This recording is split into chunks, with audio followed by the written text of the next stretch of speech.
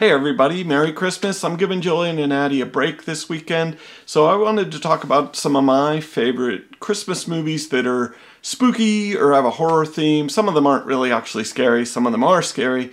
We'll start off for the ones that I think are kid safe, and then we're going to move on to some other ones that are definitely not kid safe. So here's the family ones. Okay, so A Christmas Carol, Disney's A Christmas Carol, starring Jim Carrey.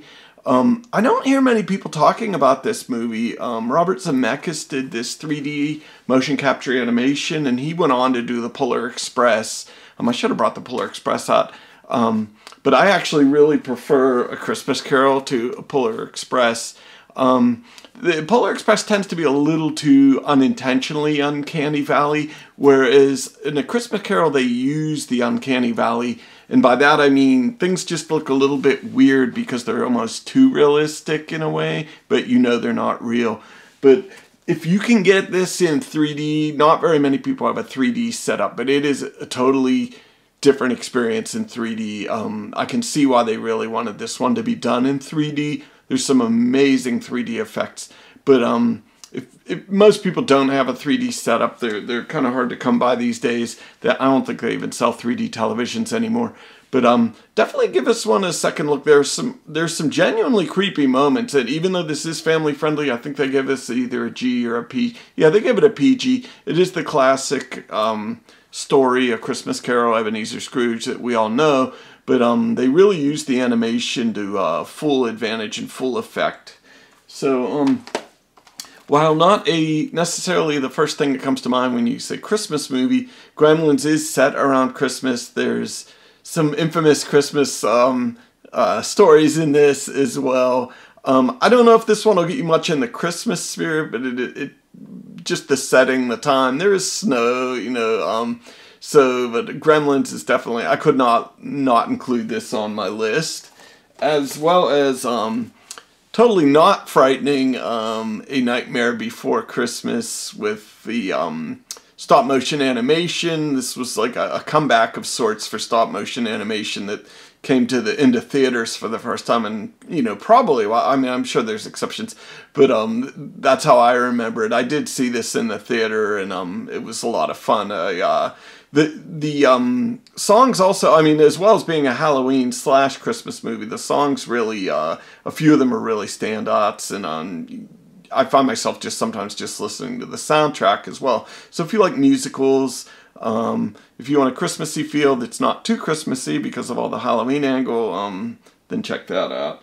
So that's kind of what I picked for the kid-safe stuff. Going forward, I can't really vouch for anything going forward, so...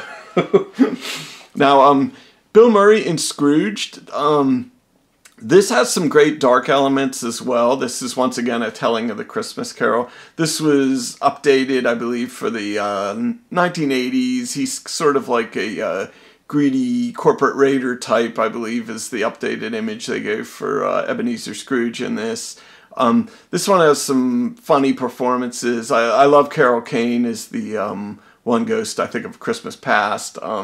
She's just, she's always punching him and doing stuff like that. But this one's, if you haven't seen this one, check this one out again. It's maybe a little bit dated, as are a lot of these. I mean, any movie becomes dated. So, now this one, do not be fooled. There's a kid on the cover, and this is called Deadly Games Dial Code Santa Claus. It's also known as Game Over, but do not be fooled. This is not a kid-safe movie or a kid's movie. The kid is kind of like, he's a Rambo type. He's obviously obsessed with Rambo. I believe this was set in the late 80s and filmed in the late 80s. And he runs around the house and he sets a lot of traps and stuff, like booby traps and things. So a lot of people, including the director of this movie, said, oh, Home Alone imitated this. I don't know if that's the case or not necessarily. This did come out before Home Alone. He does have a lot of booby traps. Now, instead of two bumbling criminals, breaking into the house, this is a very disturbed man dressed as Santa Claus breaks into their house, and the kid has to prevail against all sorts of things. But this is dark. This is violent. This is definitely not something you would show to a kid. I think the kid himself in the movie, he's quite scared at times, and understandably so, given what he goes through. But this is another movie I don't hear a whole lot of people talking about. So I don't know how they marketed it, how well it did in the box office, but if you get a chance, I think this might have been on Shudder. So, but not for kids. Neither is Krampus. This is the more recent. There's several movies I believe called Krampus, including Mother Krampus. Has nothing to do with this one, but this was pretty good. This was a surprise. I went to the theater thinking, oh, this won't be that great. It'll get the job done, but it was actually much better than I thought it was. It was funny. It was dark, it was spooky, had good effects. So this is like proof that they can have a big budget Krampus movie and actually do things right. Like, I would have liked to seen maybe a more folktale-y version of Krampus, like set in the old country, back in old times, something more like The Witch. But I mean, the one we got here, this is fun. I mean, I think you'll like this. If you like all things Krampus, you'll be okay with this. So now Mother Krampus. This is based on the myth of Frau Perchta, and this one is a little bit more of a old country feel, although it's been a while since I've seen this one. We did our own video on the Jillian and Addie main channel about the Frau Perchta, and it's basically, she is the Christmas witch, and like Krampus, she is there to punish the kids who have done wrong. So, as opposed to just the good kids getting presents, there's the counter to that. So, what else do we have here? We have Jack Frost. Now, don't confuse this with the Michael Keaton turning into a snowman movie, Jack Frost. This is the slasher Jack Frost. And it says here, he's chillin' and killin'. So, this is low budget. The acting can be suspect at times, although the lead, I think, does a really good job in this. There's a few familiar faces as well in this movie that turn up in later movies as well, like Shannon Elizabeth. She went on to bigger things after this. So this one is, like I said, keep your expectations low. This is just kind of like your dumb snowman, low-budget slasher. They did a lot with what they had. The guy had done music videos before this, and he said he had a bigger budget on music videos that were only 3-4 minutes long. So the snowman, you can tell it's obviously just a guy in a snowman suit, but they do some creative things with ice, icicles, the various ways that you would think a snowman could, hurt you. They do a lot of cool things there. Okay, now The Children, I haven't seen this in quite some time, but this is one of those horror titles that sounds like what it is. It's The Children, so the children are going to, be bad in this, essentially. I honestly forget a lot of the plot, besides that there were, like, evil children. This was set around Christmas time. There's, like, sled riding, there's stuff like that, but definitely not for kids, despite the title.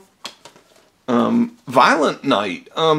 Now this one, I watched this fairly recently, and this got off to a pretty rocky start. The first, almost the first half, I wasn't sure. Like, the tone was all over the place. All the characters were, like, aggressively unlikable. And I thought, oh, well, they're setting up the unlikable characters so they can kill them off later. But, it kind of found its stride, more like midway through. So if you do watch this, stick with it. It's not a hard recommend. I mean, I like Dave Harbour, and he plays, this Santa. And he plays him in a way I've never seen Santa before. Anyway, the title kind of says it all, Violent Night. I believe this was made by or written by the John Wick people, so you kind of know what to expect there.